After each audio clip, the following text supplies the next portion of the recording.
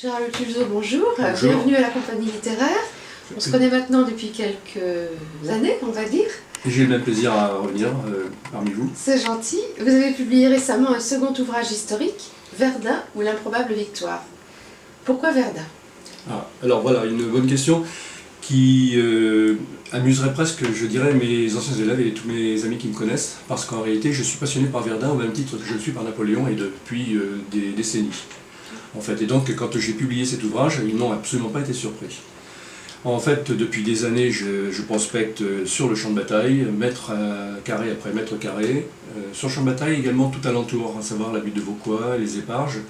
Et il m'est arrivé même sur la butte de Vauquois, par exemple, de trouver des endroits où je pouvais pénétrer les fortifications allemandes, les souterrains allemands, qui n'étaient pas connus des historiens et des membres de la Société des Amis de Vauquois, et dans lesquels souterrains j'ai amené des anciens élèves, des groupes d'anciens élèves. Nous avons découvert les sites inexplorés de 15 km de galeries creusées par les Allemands. Alors ça fait partie, si vous voulez, des découvertes que nous avons faites. Nous avons également découvert, alors ça par contre c'est plus macabre, avec un groupe de mes très anciens élèves, heureusement ils étaient majeurs, un soldat allemand qui était ressorti de terre, quelques feuillages fanés dessus, mais ça nous a mis vraiment beaucoup d'émotions. En fait, Verdun a toujours suscité en moi une très très forte émotion. Depuis très très longtemps, je suis absolument convaincu qu'on est face à une imposture. Une imposture énorme concernant en particulier le général, le maréchal après, Joffre. Joffre qui avait dit de la bataille de la Marne, je ne sais pas qui l'a gagné, mais je sais qu'il aurait perdu. En tout cas, nous savons que lui n'a jamais gagné Verdun. Et en tout cas, il a tout fait pour que Pétain ne soit jamais le vainqueur de Verdun, et ce qui est une imposture. Pétain a conduit la France à la catastrophe en 1915. Il s'apprêtait à la conduire à nouveau en 1916 avec cette bataille de la Somme. En fait, Pétain, et surtout de Castelnau, le général de Castelnau, qui a été mis à l'écart, bien évidemment, encore une fois par Pétain, et par Joffre, excusez-moi, eh bien, a sauvé la France contre l'avis de Joffre. Et j'ai voulu, en fait, depuis très très longtemps que j'y travaille, eh bien, restaurer une vérité, combattre une imposture. Et en fait, je me suis attaqué à Joffre, l'homme qui était le champion du bobard, le champion de la falsification, de la désinformation en tout. Et ça, c'est le premier point. Deuxième chose, c'est qu'on a sous-estimé l'importance du chef allemand, von Falkenhayn. Falkenhayn qui a produit un document qui a été très contesté, qui s'appelle le Mémorial de Noël. Et dans ce document, Falkenhayn a, disons, prédit ce que serait son offensive, prédit ce qu'il croyait que serait la réalité de la victoire allemande, et il s'est trompé à terme, parce qu'il a sous-estimé la valeur du soldat français, sous-estimé la capacité de Pétain à trouver des solutions face à son offensive. On croyait que Falkenhayn voulait prendre Verdun, c'est absolument faux.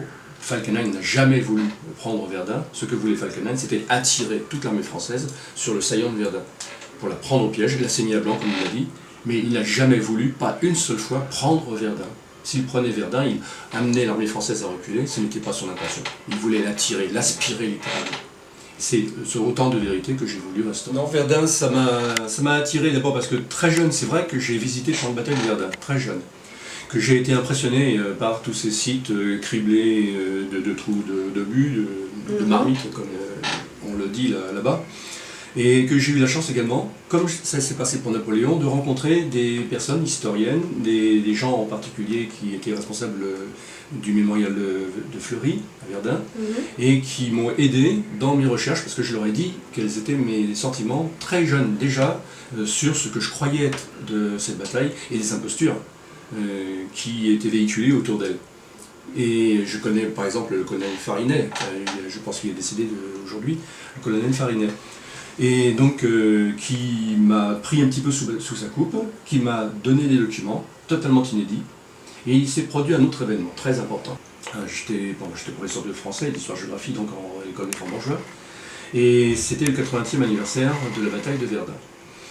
Et à ce titre, le mémorial de Verdun, avec le ministère de l'Éducation nationale, eh bien, ont entrepris de proposer à tous les élèves de France, à 3 niveaux différents, collège, lycée, un concours national. Et donc, avec l'accord de mon établissement, eh bien, avec un groupe de 12 élèves, de ma classe de 3e, eh bien, nous avons décidé de relever le défi. Et à terme, nous avons produit un document, nous avions produit un DVD, c'était sur le sort des blessés sur le champ de bataille, et il se trouve que nous avons gagné le concours national.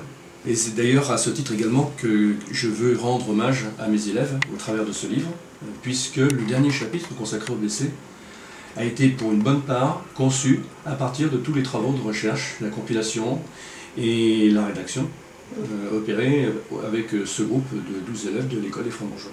Quand il y a près de 700 000 personnes qui ont payé de leur vie, un tel holocauste, la bêtise humaine, comme je le dis, comme je l'ai dit d'ailleurs dans les dédicaces que je produis à mes élèves, c'est la bêtise du haut commandement, des deux hauts commandements, la bêtise, l'aveuglement du haut commandement français, l'acharnement du haut commandement allemand, qui ont amené à cette catastrophe. Et à qui on ne pense pas, parfois trop, pas assez en tout cas, c'est aux hommes, à ceux qui ont souffert sur ce champ de bataille, qui ont souffert, on ne peut pas l'imaginer une seule seconde. Alors c'est ce qu'on a essayé de reproduire dans le dernier chapitre. Ce que fait un blessé lorsqu'il est blessé, donc quelque part sur le champ de bataille, et durant la nuit, il est seul. Et cependant, eh bien, il va bien falloir qu'il essaye de se sauver, de sauver sa peau. Alors on s'est appuyé à ce titre-là sur un document extraordinaire. Nous avons eu la chance de pouvoir être reçu avec 4 élèves, et nous avions apporté 2 caméras, avec le général Bourgeois qui était lieutenant à l'époque, et qui a été le dernier officier vivant en fait, de la Première Guerre mondiale, et que nous avons eu la chance de pouvoir interviewer. Il avait 104 ans quand nous l'avions interviewé. Et il a été blessé justement sur le champ de bataille en 1916, et il nous a raconté tout ce qu'il a subi, tout ce qu'il a vécu, tous les temps forts, les temps les plus faibles, les plus misérables. Peut-être pourriez-vous justement nous en lire un extrait de ce passage? Ah ben, tout à fait, j'en ai choisi un tout petit passage qui est très significatif de l'attitude des hommes français et allemands sur le champ de bataille quand ils étaient tous unis par les mêmes souffrances. Alors il a fallu que je descende du brancard, et je passais mon bras autour du cou du brancardier, en marchant à cloche-pied. À un moment donné, on entend les balles siffler, tirer contre nous. Mes brancardiers se sont arrêtés avec leur brancard, ils l'ont déployé et levé en l'air pour faire comprendre aux Allemands qu'il s'agissait des brancardiers. Alors les Allemands se sont arrêtés de tirer.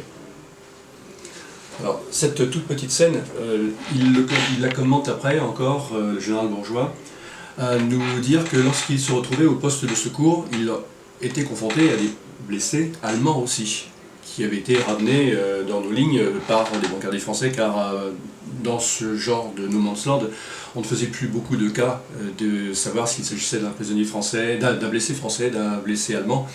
On prenait les gens qui étaient là et puis c'est tout, en espérant que les Allemands faisaient la même chose. Nous savons aujourd'hui que les Allemands faisaient la même chose. On ne regardait plus la couleur de l'uniforme.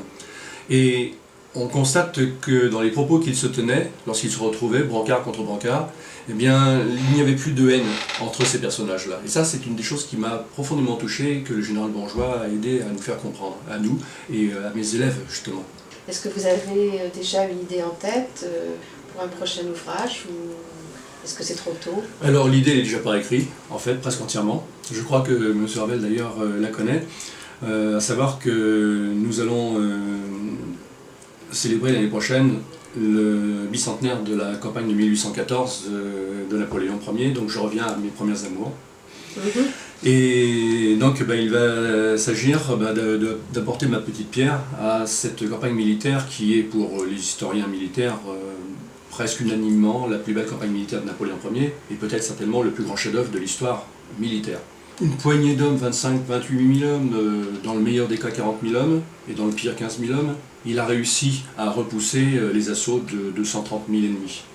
De 2 armées ennemies coalisées, celle de Blücher, celle de Schwarzenberg, en jouant sur la psychologie des 2 personnages, l'un impulsif, l'autre complètement pusillanime.